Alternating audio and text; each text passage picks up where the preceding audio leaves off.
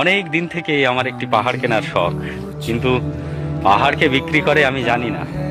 যদি তার দেখা পেতাম, দামের জন্য আটকাতো না। আমার নিজস্ব একটা নদী আছে, সেটা দিয়ে দিতাম পাহাড়টার বদলে। কে না জানে পাহাড়ের চাইতে নদীর দামই বেশি। পাহাড় স্থানু, নদী বহমান, তবু আমি নদীর বদলে পাহাড়টাই কিনতাম, কারণ আমি ঠকতে চাই। নদীটাও অবশ্য কিনেছিলাম একটা দ্বীপের বিনিময়ে। ছেলেবেলায় আমার বেশ ছোট্টখাটো ছিমছাম একটা দ্বীপ ছিল, সেখানে অসংখ্য প্রজাপতি। শৈশবে দ্বীপটি ছিল আমার বড় প্রিয়। আমার যৌবনে দ্বীপটি আমার কাছে মাপে ছোট লাগলো। প্রবাহমান ছিপছিপে তন্নি নদীটি বেশ পছন্দ হলো আমার। বন্ধুরা বলল, ওইটুকু একটা দ্বীপের বিনিময়ে এত বড় একটা নদী পেয়েছিস, খুব জিতেছিস তো মাইরি। তখন জয়ের আনন্দে আমি বিহ্বল হতাম।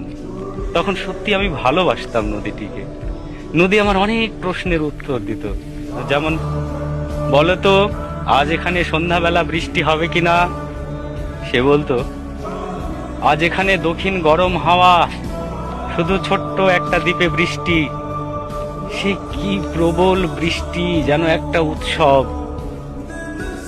সেই দ্বীপে আমি আর যেতে পারিনি। সে জানতো, সবাই জানে, শৈশবে আর ফেরা যায় না। এখন আমি একটা পাহাড় কিনতে চাই। সেই পাহাড়ের পায়ের কাছে থাকবে গহন অরণ্য। আমি সেই অরণ্য পার হয়ে যাব, তারপর শুধু রুক্ষ কঠিন পাহাড়, একেবারে চূড়ায় মাথার খুব কাছে আকাশ, নিচে বিপুলা পৃথিবী, চরাচরে তীব্র নির্জনতা। সেখানে আমার কণ্ঠস্বর কেউ শুনতে পাবে না। আমি ঈশ্বর মানি না, তিনি আমার মাথার কাছে ঝুঁকে দাঁড়াবেন না। আমি শুধু 10 দিককে উদ্দেশ্য করে বলবো, প্রত্যেক মানুষই অহংকারী। এখানে আমি একা, এখানে আমার কোনো অহংকার নেই। এখানে জয়ী হওয়ার বদলে ক্ষমা চাইতে ভালো লাগে। হে 10 দিক, আমি কোনো দোষ করিনি, আমাকে ক্ষমা করো।